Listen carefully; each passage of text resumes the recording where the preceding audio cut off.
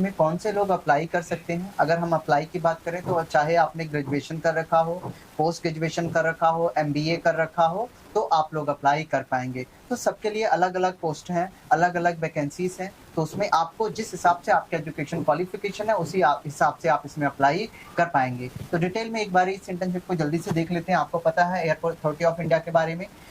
तो ये मिनी रत्ना एक कंपनी है और देखिए इसमें जो वैकेंसी निकल के आई है, कितनी-कितनी निकल के आई है और किस-किस पोस्ट के लिए निकल के आई है।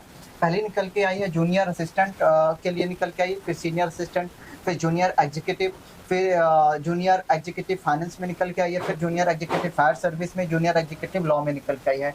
ये देख लीजिए टोटल 9 और 237 66 फ्री वैकेंसीज थोड़ा सा कम है बट फिर भी है वैकेंसीज, तो यही है जो भी है आपके सामने है। और इसके अगर देखेंगे एससी के लिए कितना, ओबीसी के लिए क्या, ईडब्ल्यूएस के लिए कितना है, तो आप इसमें अप्लाई कर पाएंगे। तो ये टोटल वैकेंसी का चार्ट है और इस पोस्ट के लिए वैकेंसीज निकल के आई है। ये वैकेंसीज कम और ज़्यादा हो सकती है एज पर द जो भी AAI airport authority of India decide करेगा। ठीक, तो एजुकेशन क्वालिफिकेशन किस किस के लिए क्या है? अगर मान लीजिए आप सीनियर असिस्टेंट के लिए अप्लाई करते हैं तो आपका सिर्फ ग्रेजुएशन होना जरूरी है। तो अगर आपने किसी भी स्ट्रीम से ग्रेजुएशन कर रखा है तो आप अप्लाई कर सकते हैं, एनी स्ट्रीम ग्रेजुएशन आप अप्लाई कर सकते हैं जूनियर असिस्टेंट के लिए। अगर आप सीनियर असिस्टेंट के लिए करेंगे तो ग्रेजुएट, कोई भी ग्रेजुएट अप्लाई कर सकता है बट वो प्रेफर करेंगे जिन्होंने बीकॉम कर रखा है। तो अगर आपने बीकॉम कर रखा है तो सीनियर असिस्टेंट अकाउंटेंट के लिए आपको प्रेफर किया जाएगा। साथ साथ में 2 ईयर का relevant experience in a field of preparation of a finance statement. अगर आपके पास एक्सपीरियंस रहेगा तो ये अच्छी बात है, फाइनेंस स्टेटमेंट बनाने में, टैक्सेशन में या ऑडिट में and other financial accounts related field में अगर रहेगा तो अच्छी बात है। तो 2 ईयर का एक्सपीरियंस और ग्रेजुएट किसमें, बीकॉम में, उसके सीनियर असिस्टेंट के लिए। अब देख लीजिए अगर आपने जूनियर एग्जीक्यूटिव के लिए अप्लाई करना चाहते हैं तो अगर आपने किसी भी स्ट्रीम से ग्रेजुएशन कर रखा है तो आप अप्लाई कर सकते हैं, किसके लिए, ग्रेजुएट के लिए।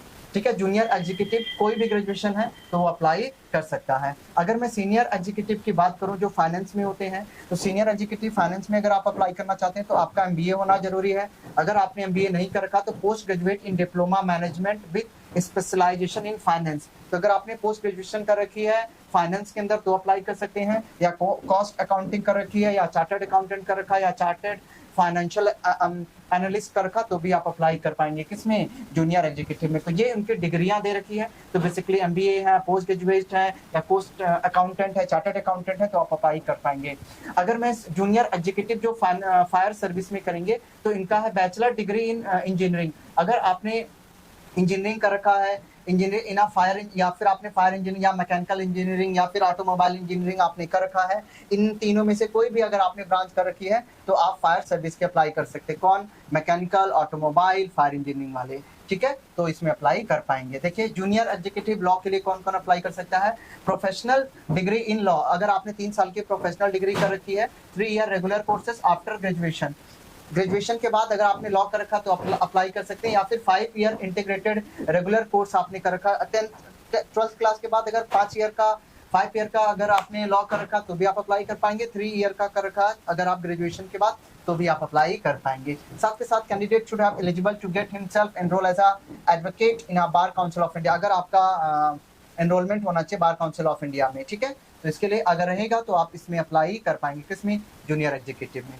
तो ये देखिए अभी मैंने क्या बताया आपको, ये मैंने आपको बताया था कि ये क्वालिफिकेशंस है और आप इसके लिए अप्लाई कर सकते हैं। देख लेते हैं जरा एज, मैक्सिमम एज लिमिट कितनी है। अगर आप जूनियर असिस्टेंट के लिए अप्लाई करना चाहते हैं तो आपके 30 साल उम्र होनी चाहिए 4/9/2023 तक।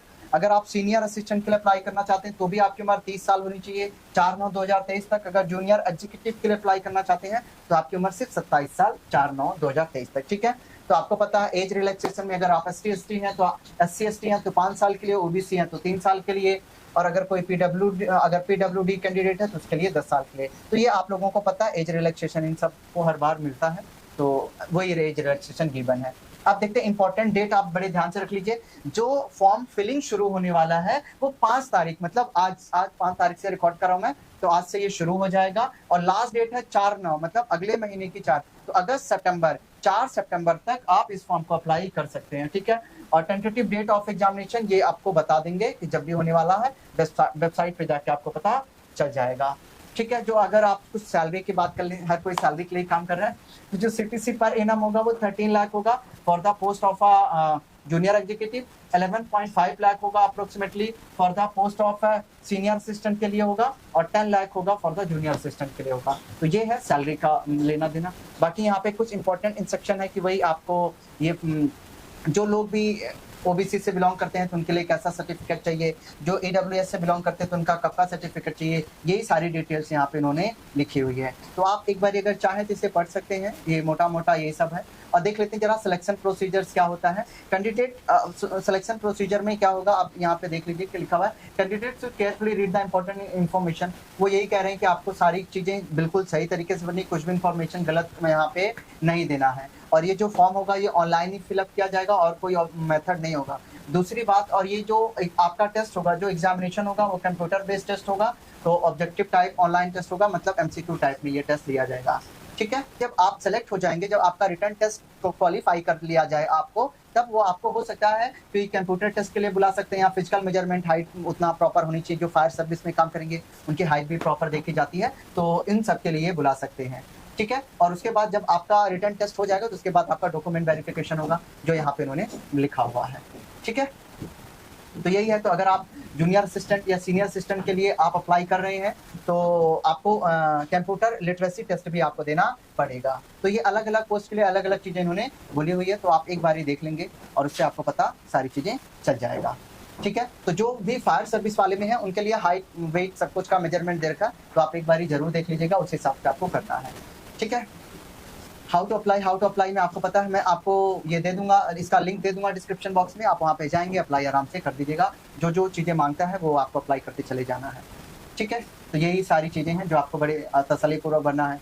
आपको फोटो कैसे होनी चाहिए, देखिए यहाँ पे उन्होंने दे रखा है 20 से 50 KB के बीच में होना चाहिए, उसका पिक्सल इतना होना चाहिए, ये सारी उन्होंने दे रखी है। आपका सिग्नेचर कैसा होना चाहिए उन्होंने यहाँ पे दे रखा है, सारी चीज़ें आपको तसल्लीपूर्वक जाके भरना है और भर के फिर उसे सबमिट कर देना है। और देख लीजिए यहाँ पे जो एप्लीकेशन फीस है वो 1000 रुपीज़, देख लीजिए यहाँ पे लिखा application fees ₹1000 paid by the candidate online mode, तो आपको ये ऑनलाइन मोड करना है। और जो SC/ST कैंडिडेट है, SC/ST कैंडिडेट्स हैं या PWD कैंडिडेट्स हैं, उनके लिए अप्रेंटिस हुआ सक्सेसफुली कंप्लीटेड फीमेल आ रहा, देखिए चाहे आप SC/ST हो या PWD हो, या फिर किसी ने AAI में अप्रेंटिसशिप कर रखा है, और या फिर कोई फीमेल कैंडिडेट है, उनको फीस सबमिट करने की जरूरत नहीं है, उनका फ्री ऑफ कॉस्ट हो जाएगा।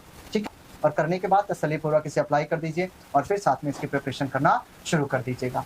ठीक है, तो आपको पता ही होगा इसका सिलेबस क्या होता है, बाकी सारी चीज़ें वो आपको पता चल जाएंगी। तो अगर फिर भी आपको कोई प्रॉब्लम होती है तो आप मुझे कमेंट कर सकते हैं। मिलते हैं और इंटर्नशिप में।